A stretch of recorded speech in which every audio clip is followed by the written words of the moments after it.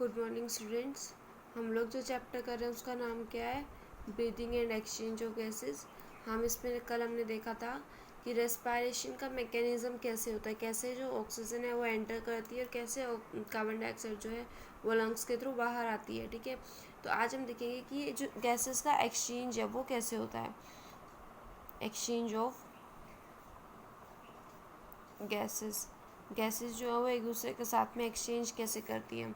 अब देखो, कोई भी चीज़ है वो हमेशा कहाँ जाती है? हायर कंसनट्रेशन से लोअर कंसनट्रेशन की साइड जाती है। ठीक है, इसी तरीके से हमारी जो गैसेस होती हैं वो अपने हाई पार्शियल प्रेशर से लो पार्शियल प्रेशर की साइड में मूव करती हैं। कहाँ जाती है? हाई पार्शियल प्रेशर से लो पार्शियल प्रेशर की साइड में मूव करती हैं। ठीक है, तो इसमें जो एक्सचेंज होता है गैसेस का वो इसी तरीके से होगा। जहाँ पर ज़्यादा पार्शियल प्रेशर होगा उस साइड से लो पार्शियल प्रेशर की तरफ मूव करेगी। अब इसके लिए आपको एक टेबल लर्न करनी होगी कि जो ऑक्सीजन है और कार्बन डाइऑक्साइड है, ठीक है, एयर के अंदर इनके पार्शियल प्रेशर क्या होते हैं? 159 mmFHg and 0.3 mm of Hg। mmOf क्यों लेके चलते हैं? क्योंकि हर चीज़ को हम मरकरी से कंपेयर करके चलते हैं। ठीक है, उसके बाद में एल्वियोलाई के अंदर इनका प्रेशर क्या है? 104 and 40 mm of Hg। Oxygenated blood है अगर, तो ऑक्सीजनेटेड ब्लड के अंदर जो पार्शियल प्रेशर है इनका वो कितना होता है? 40 एंड 45। डीऑक्सीजनेटेड ब्लड के अंदर 95 एंड 40। एंड देन टिश्यूज़ के अंदर, सॉरी ये डीऑक्सीजनेटेड ब्लड का है। डीऑक्सीजनेटेड ब्लड के अंदर CO2 का लेवल हाई होता है और ऑक्सीजनेटेड ब्लड के अंदर किसका? O2 का लेवल हाई होता है 95 एंड 40। टिश्यूज़ के अंदर 40 एंड 45। ठीक है, अब जैसे ही कहीं से भी एयर जाएगी यानी कि ऑक्सीजन और CO2 जाएंगी तो वो अपने पार्शियल प्रेशर को देखेंगी, जिस साइड ज़्यादा होगा उस साइड से लो पार्शियल प्रेशर की साइड वो मूव कर जाएंगी। अब देखो, जैसे ये हमारी एल्वियोलाई है। ठीक है, अब इस एल्वियोलाई के कंपेयर में अगर हम बाहर देखें तो बाहर कितना है? ऑक्सीजन का 159 एंड CO2 का कितना है? 0.3। एल्वियोलाई के अंदर 104 एंड 40। 104 ऑक्सीजन के लिए और 40 किसके लिए है? CO2 के लिए। तो हाई पार्शियल प्रेशर देखो 159 ज़्यादा यहाँ है ऑक्सीजन के लिए, तो ऑक्सीजन तो अंदर की साइड में मूव कर जाती है, जबकि जो 40 mm ऑफ Hg किसका हाई है यहाँ पर? CO2 का। तो CO2 कहाँ आ जाएगी? बाहर की साइड में मूव कर जाएगी। कैसे हुआ ये? जिस साइड पार्शियल प्रेशर ज़्यादा होगा उस साइड से एयर जो है वहाँ मूव करेगी जहाँ पार्शियल प्रेशर कम है। एनवायरनमेंट के अंदर पार्शियल प्रेशर कितना है? 159 है और यहाँ एल्वियोलाई के अंदर कितना? 104 है ऑक्सीजन के लिए, तो ऑक्सीजन एंटर कर जाएगी। और CO2 का जो पार्शियल प्रेशर है वो कहाँ ज़्यादा है? एल्वियोलाई के अंदर ज़्यादा है, तो वो एल्वियोलाई से बाहर आ जाएगी। ठीक है, अच्छा, इसके बाद गैसेज ऑफ एक्सचेंज के लिए यहाँ पर जो भी वेसल्स होंगी, ठीक है, लंग्स के पास में वेसल्स जाएंगी।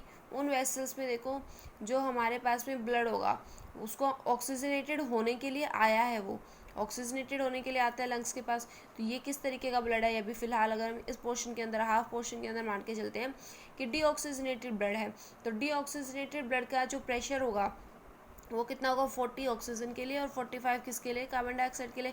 तो अब 45 यहाँ ज़्यादा है तो CO2 तो अंदर एल्वियोलाई की साइड में मूव कर जाएगी और ऑक्सीजन का 104 है और ऑक्सीजन का यहाँ 40 है, तो ऑक्सीजन यहाँ आ जाएगी। तो ये जो ब्लड हो जाएगा कैसे हो जाएगा? ऑक्सीजनेटेड हो जाएगा। अब जो ऑक्सीजनेटेड ब्लड होता है उसको क्या करता है? हार्ट के पास लेके जाया जाता है। ठीक है, हार्ट के पास जाएगा ताकि हार्ट उसको पंप करे बाकी बॉडी टिश्यूज़ के पास में। मतलब जब ये जैसे ही बॉडी टिश्यूज़ के पास जाएगा, पहले हार्ट के पास जाएगा। हमारा जो हार्ट होता है वो 4 चैम्बर्ड होता है। ठीक है, ऑरिकल्स और वेंट्रिकल्स। जब जैसे ही ये हार्ट के पास आ जाएगा तो हार्ट के बाद में ये कहाँ जाएगा वापस? देखो इस तरीके से यहाँ से वेन्स जाती हैं, veins and arteries.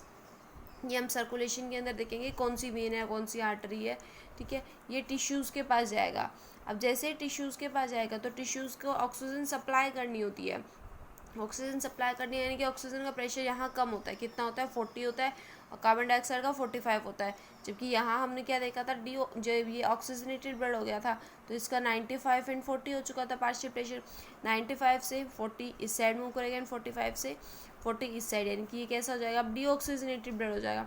Deoxygenated blood again कहाँ आ जाता है? एक बार पहले लंग्स के हार्ट के पास जाता है एंड देन हार्ट के बाद कहाँ जाएगा, लंग्स के पास जाएगा, ठीक है। कौन सी आर्टरीज लेके आती है, कौन सी वेन्स लेके आती है, ये हम उसमें देखेंगे सर्कुलेशन वाले चैप्टर में। तो यहाँ पर जितना भी मूवमेंट हुआ है एयर का, वो किस वजह से हुआ है, पार्शियल प्रेशर की वजह से हुआ है, ठीक है। ये तो ठीक है भाई, एक्सचेंज कैसे हुआ। उसके अलावा जो हमारी एल्वियोलाई होती है ना, इस एल्वियोलाई की एक मेम्ब्रेन होती है जिसको हम क्या बोलते हैं, सिंपल स्क्वेमस एपिथीलियम। इसको हम क्या बोलते हैं, सिंपल स्क्वेमस एपिथीलियम होती है। ये सिंपल स्क्वेमस एपिथीलियम के पास में जो भी ब्लड वेसल्स जा रही है, ठीक है, उस ब्लड वेसल के पास अपनी मेम्ब्रेन होगी और यहाँ पर दो ऑर्गन्स के बीच में, दो ऑर्गन्स के बीच ये जो मेम्ब्रेन होती है इसको हम बोलते हैं बेसमेंट मेम्ब्रेन। तो यहाँ पर 3 जो लेयर्स हैं वो पार्टिसिपेट करती है एक्सचेंज ऑफ गैसेस के लिए। कौन कौन सी, simple squamous epithelium, basement membrane and then blood vessels की जो भी मेम्ब्रेन है वो पार्टिसिपेट करेगी, कैपिलरीज की एंडोथीलियम बोलते हैं, इसको हम क्या बोलते हैं, एंडोथीलियम बोलते हैं। ये बेसमेंट मेम्ब्रेन है और सिंपल स्क्वेमस एपिथेलियम है, टिश्यूज़ के नाम है ये, ठीक है। तो इस तरीके से यहाँ पर क्या है, गैसेस का एक्सचेंज हो जाता है। तो ये हमारे पास में गैसियस एक्सचेंज हो गया। अब गैसियस एक्सचेंज के बाद में हमारे पास में कुछ वॉल्यूम्स आती हैं। वॉल्यूम्स कैसी, वॉल्यूम देखो कि एयर जो है वो कितनी ऑक्सीजन प्रेजेंट है, कितनी कार्बन डाइऑक्साइड प्रेजेंट है, कितनी हम एक्सपायर कर सकते हैं, कितनी हम इंस्पायर कर सकते हैं। तो हमारे पास फर्स्ट जो वॉल्यूम है रेस्पायरेटरी वॉल्यूम, वो क्या है, टाइडल वॉल्यूम। टाइडल वॉल्यूम का मतलब क्या होता है कि कितनी नॉर्मल जो एयर है वो एक बार में एंटर कर रही है, इंस्पायर कर रहे हैं हम लोग, और कितनी नॉर्मली हम एक्सपायर कर रहे हैं, यानी कि नॉर्मल रेस्पायरेशन के टाइम पर कितनी ऑक्सीजन एंटर करती है, कितनी कार्बन डाइऑक्साइड बाहर आती है, या फिर कितनी एयर, ठीक है, पर मिनट के अकॉर्डिंग। तो वो कितनी होती है, 6000 से 8000 तक, ठीक है, 6000 से 8000 ml पर मिनट के अकॉर्डिंग होती है। 1 मिनट में हम कितनी बार सांस लेते हैं, 12 से 13 बार जो है एवरेज चलती है रेस्पायर करने की, ठीक है। उसके बाद में हमारे पास जो नेक्स्ट है वो क्या है, inspiratory reserve volume.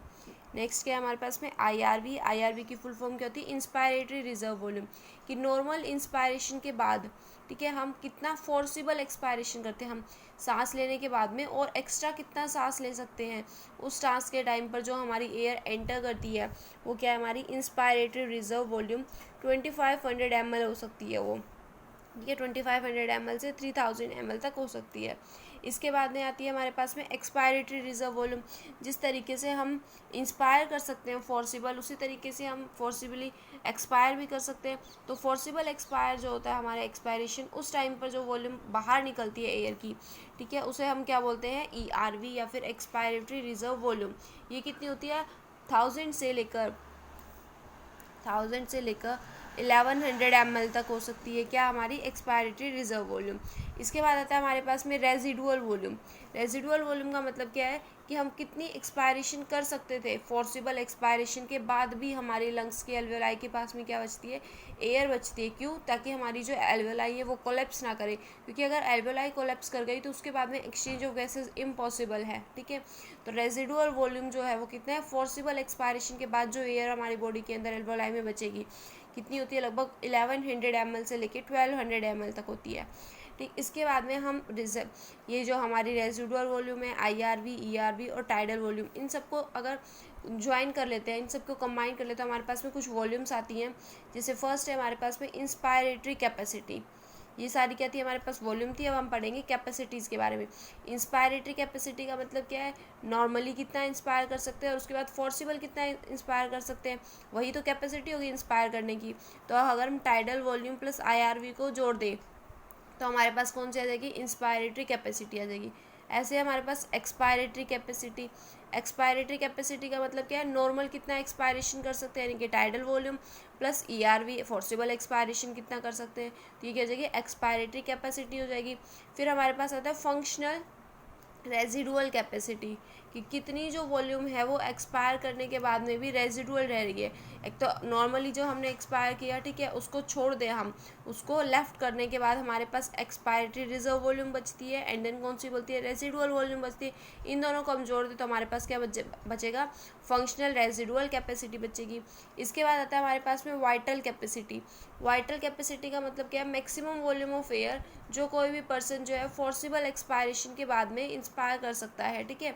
Forcible expiration के बाद में जो भी वॉल्यूम बचेगी वो क्या हो जाएगी, हमारे पास में वाइटल कैपेसिटी हो जाएगी। तो ERV, ठीक है, plus tidal volume plus IRV, इन सबको हम अगर ज्वाइन कर ले, कंबाइन कर ले, तो हमारे पास क्या आ जाएगी, वाइटल कैपेसिटी आ जाएगी। उसके बाद है total lung capacity. Total lung capacity यानी कि लंग्स की कैपेसिटी कितनी है, तो अगर हम सारी वॉल्यूम्स को ऐड करते हैं जैसे कि RV residual volume, ERV, TV and IRV, ठीक है, इन सभी वॉल्यूम्स को अगर हम कलेक्ट कर दें तो हमारे पास क्या आ जाएगी, टोटल लंग की कैपेसिटी आ जाएगी। तो ये हमारे पास में कुछ वॉल्यूम्स और कैपेसिटी थी। हमने देखा एक्सचेंज ऑफ गैसेस कैसे होता है। इसके बाद में हमारे पास जो टॉपिक आता है वो क्या आता है कि जो गैसेस हैं उनका ट्रांसपोर्ट कैसे हो रहा है, ठीक है। तो ट्रांसपोर्ट ऑफ गैसेस से पहले हम एक छोटा सा टॉपिक देखेंगे, ठीक है। उससे पहले हम एक छोटा सा टॉपिक देखेंगे जिसका नाम क्या है, रेगुलेशन ऑफ रेस्पायरेशन, कि जो हमारे रेस्पायरेशन है वो कैसे रेगुलेट किया जा रहा है। देखो कोई भी चीज़ है उसको रेगुलेट करने के लिए हमारे ब्रेन्स के अंदर क्या प्रेजेंट है, हमारी ब्रेन के अंदर ही सिग्नल जाते हैं, ठीक है, और सेंटर प्रेजेंट होते हैं। तो रेस्पायरेटरी सेंटर जो है वो कहाँ प्रेजेंट है, ब्रेन का जो थर्ड पोर्शन होता है, हिंड ब्रेन वाला। ब्रेन के 3 पार्ट्स होते हैं, fore brain, mid brain, hind brain. तो हाइंड ब्रेन या हिंड ब्रेन का जो रीजन होता है उसमें मेडुला ऑब्लंगेटा एंड पोन्स वेरोलाई, ठीक है, ये 2 रीज़न होते हैं। ये 2 रीज़न क्या करते हैं, यहाँ पर ही मतलब रेस्पायरेटरी के लिए, रेस्पायरेशन के लिए सिग्नल्स प्रेजेंट होते हैं। ये सिग्नल्स कहाँ जाएंगे, नॉर्मली जो भी लंग्स है उसके पास जाते हैं, एंड देन किसके थ्रू जाते हैं, नर्व्स के थ्रू जाते हैं, न्यूरॉन्स के थ्रू जाते हैं, एंड लंग्स क्या करता है, अपने फंक्शन को परफॉर्म करता है। तो ये रेगुलेशन ऑफ रेस्पायरेशन के बारे में हो गया। कल हम देखेंगे कि रेस्पायरेशन से रिलेटेड कौन से डिसऑर्डर्स हो सकते हैं, ठीक है। ये जो ट्रांसपोर्ट हुआ गैसेस का यहाँ से यहाँ, देखो ये तो एक्सचेंज हुआ है सिर्फ नॉर्मली। अब यहाँ से यहाँ जो ट्रांसपोर्ट होगा, हीमोग्लोबिन जो है वो कैसे इनको ट्रांसपोर्ट करेगी, कितनी हीमोग्लोबिन ऑक्सीजन के साथ बाइंड करेगी, कितनी कार्बन डाइऑक्साइड के साथ बाइंड करेगी, उसको हम क्या बोलेंगे, ट्रांसपोर्ट ऑफ गैसेस। अगर इसमें किसी को एक्सचेंज ऑफ गैसेस में किसी को कहीं पर भी कोई भी प्रॉब्लम है तो मुझसे पूछ लेना, ठीक है। Thank you.